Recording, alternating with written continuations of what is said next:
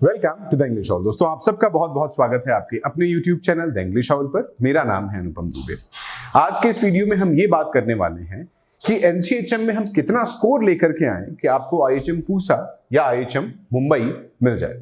IHM Pusa और IHM Mumbai सबसे अच्छे कॉलेजेस माने जाते हैं, चाहे वो सेंट्रल आईएचएम हो, चाहे स्टेट आईएचएम हो, चाहे वो ट्रिपल पी आईएचएम हो या पीएसयूज हो। उनका कोई मुकाबला नहीं है सैलरी पैकेज के मामले में, प्लेसमेंट के मामले में, इंटर्नशिप्स के मामले में। इन दोनों कॉलेजेस का कोई दूसरा ऑल्टरनेटिव नहीं है। अब क्वेश्चन ये उठता है कि मैं कितना स्कोर करूं कि मुझे आईएचएम पूसा या आईएचएम मुंबई मिल जाए।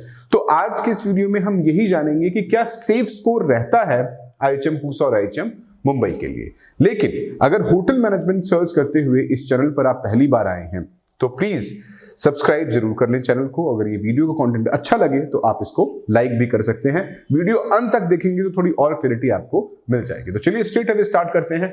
वीडियो का टाइटल क्या है? What is the ideal score in NCHM to get IHM Pusa and IHM Mumbai. अब जो किसी भी एंट्रेंस एग्जाम की बात करते हैं तो उसका रैंक प्राइमरली दो फैक्टर के ऊपर डिपेंड करता है। सबसे प्राइमरी फैक्टर होता है कि उस पर्टिकुलर एंट्रेंस में उस साल कितने बच्चे वहां पर अपीयर कर रहे हैं, या दूसरा उस साल उस पेपर का डिफिकल्टी लेवल क्या है। तो एक चीज हमें समझने वाली बात है कि पेपर का अगर डिफिकल्टी लेवल है तो कट ऑफ ऑब्वियसली क्या कर जाएगी, डिप कर जाएगी। लेकिन एक इंपॉर्टेंट फैक्टर ये भी है कि अगर उस पर्टिकुलर पेपर में बहुत से बच्चे बैठते हैं, जब बहुत से बच्चे बैठेंगे तो कट ऑफ ऊपर चला जाएगा। ये तो ऑब्वियसली प्रोपोर्शनेट हो जाता है।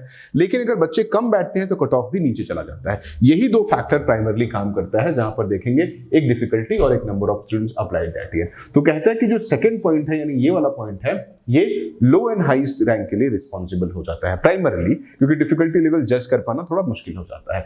तो अगर बच्चे ज्यादा हैं तो कट ऑफ अपने आप ऊपर चला जाएगा, क्योंकि नंबर ऑफ स्टूडेंट्स ज्यादा हैं तो बहुत से लोग अपीयर कर रहे होंगे, उसका असर टोटल जो कट ऑफ है उसके ऊपर दिखाई देगा। लेकिन अगर नंबर ऑफ स्टूडेंट्स कम है तो कट ऑफ नीचे चली जाएगी। ऑफ लेट अगर हम बात करें, यानी अगर हम 2021 से पहले की बात करें तो एनसीएचएम का टोटल पार्टिसिपेंट्स बहुत ज्यादा होता था। लेकिन सीयूईटी के डोमिनेंस के बाद एनसीएचएम का जो धीरे धीरे कट ऑफ है, जो ग्राफ है पार्टिसिपेंट्स का, वो नीचे गिरने लगा हुआ है। तो इसका असर भी कट ऑफ पे भी देखा जाता था। 2000 मैं 19-20 की बात बताऊं, क्योंकि इस एग्जाम को बहुत दिनों से ट्रैक कर रहा हूं मैं, तो 19-20 में ये कट ऑफ बहुत ज्यादा हुआ करता था। और एक टाइम ऐसा भी था कि कुछ अखबारों में नाम निकलता था कि एनसीएचएम का टॉपर है। अब कोई चर्चा नहीं करता अगर आप एनसीएचएम टॉप कर जाते हैं तो भी। तो फैक्टर है कि नंबर ऑफ पार्टिसिपेंट्स एक इंपॉर्टेंट रोल प्ले करता है किसी भी एंट्रेंस एग्जामिनेशन के लिए। कितने लोग उस एग्जाम को फॉलो कर रहे हैं, ट्रैक कर रहे हैं। तो नंबर ऑफ एप्लीकेंट्स का वजह है कि नंबर ऑफ एप्लीकेंट्स नहीं, नंबर ऑफ फैमिलीज इन्वॉल्व हो जाती है उसके साथ साथ। खैर, इस बात को अगर हम हटा दें तो देखते हैं कि क्या क्या फैक्टर काम करता है। तो यहां पर हमने प्रीवियस रिजल्ट को ट्रैक किया हुआ है, तो आइडेंटिफाई किया। Cut off and rank based on difficulty level summarise in this one frame. एक फ्रेम में इसको डिफराइज कर लेते हैं। 2022 की बात करते हैं। 2022 में जो हमारा स्टूडेंट है अमन, उसने 800 में से 546 स्कोर किया। उसकी कैटेगरी ओबीसी है, लेकिन जो रैंक है, जनरल रैंक है उसका 400 है। इसका मतलब है कि बहुत ज्यादा चांसेस है कि उसको पहले या दूसरे कट ऑफ में आईएचएम पूसा मिल जाएगा। ये मैं जनरल रैंक दे रहा हूं, बट ओबीसी रैंक उसका कम था और पहले ही कट ऑफ में उसको आईएचएम पूसा मिल गया। 2023 की बात करते हैं। आशीष रंजन झा 600 स्कोर किया उसने आउट ऑफ 800। ओवरऑल रैंक 75 आ गए, तो उसको कोई डाउट ही नहीं था, पहले कट ऑफ में उसको आईएचएम पूसा मिल गया। 2024 की बात करते हैं। 382 आउट ऑफ 800 स्कोर जो था वो 387 था, लेकिन इसमें उसको जनरल कैटेगरी के अंदर आईएचएम मुंबई मिलता है, आईएचएम पूसा नहीं मिलता हुआ है। 2024 की बात करते हैं और 310 जसप्रीत आउट ऑफ 800, और देखिए रैंक इसका 808 है, बट ओबीसी कैटेगरी के अंदर इसको दूसरे कट ऑफ में आईएचएम पूसा मिल जाता है। तो ये वेरिएशन आप देख सकते हो कि जो स्कोर और परफॉर्मेंस के बेसिस पर नंबर ऑफ रैंक बढ़ रहा है, तब भी आईएचएम पूसा मिल जाता है। कि total number of applicants IHM NCHM की बात करें तो वो घट रहे हैं ईयर दर ईयर, क्योंकि सीयूटी के बाद ये ग्राफ एप्लीकेंट्स का नीचे गिरा है। लेकिन क्या आइडियल स्कोर आपके पास होना चाहिए 2025 में, जिससे कि आपको आईएचएम पूसा या आईएचएम मुंबई मिल जाए, उसके ऊपर एक नजर डाल लेते हैं।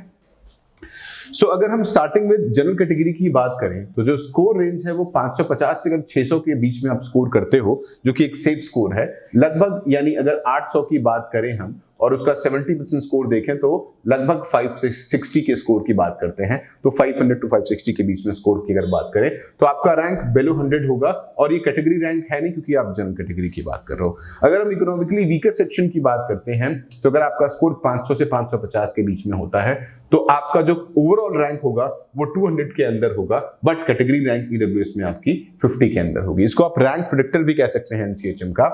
और अगर हम ओबीसी की बात करते हैं तो जो कट ऑफ है, अगर आप स्कोर 500 से 550 के बीच में स्कोर करते हो तो आपकी जो ओवरऑल रैंक है वो 200 होगा, बट कैटेगरी रैंक फिर आपकी 80 के अंदर आएगी। अगर हम एससी की बात करते हैं तो अगर आप 450 या 500 या उससे भी कम एट टाइम्स स्कोर करते हैं तो आपका ओवरऑल रैंक तो 500 के नीचे होगा, लेकिन कैटेगरी रैंक आपकी 100 के अंदर हो जाएगी। एसटी की अगर हम बात करें तो 400 से 450 या यहां तक कि 350 पर भी आपका जो स्कोर होगा ओवरऑल रैंक 800 के अंदर होगा, लेकिन कैटेगरी रैंक 100 के अंदर होगी। 100 के अंदर मतलब 100 के किसी भी रेंज में जा सकता है, 50, 20, 40 के आसपास भी जा सकता है। तो इन स्कोर कार्ड पर, इन स्कोर को अगर आप अपनी कैटेगरी के हिसाब से स्कोर करते हैं तो आप एकदम बेफिक्र होकर के आईएचएम पूसा और आईएचएम मुंबई ले सकते हैं। अब क्वेश्चन ये भी आता है कि इन स्कोर को कैसे लाया जाए, तो सबसे इंपॉर्टेंट तरीका है इसका मॉक टेस्ट के लिए। जितने ज्यादा मॉक टेस्ट दोगे उतना सेफ स्कोर आपको एक मिल जाएगा ट्रैक करने के लिए। तो हमारा जो मॉक टेस्ट है उसका डिस्क्रिप्शन बॉक्स में लिंक दिया हुआ है मैंने, जहां पर आप उसको परचेज कर सकते हो। और mock test, number of mock test है 15 मॉक टेस्ट है, टॉपिक वाइज मॉक टेस्ट है, फुल लेंथ मॉक टेस्ट है, और टॉपर के साथ अपना स्कोर इवैल्यूएट कर सकते हो कि आपके में और उसके में कहां डिफरेंस है और कैसे आप लीडर बोर्ड में रैंक 1 लेकर के आ सकते हैं। खैर आगे बढ़ते हैं।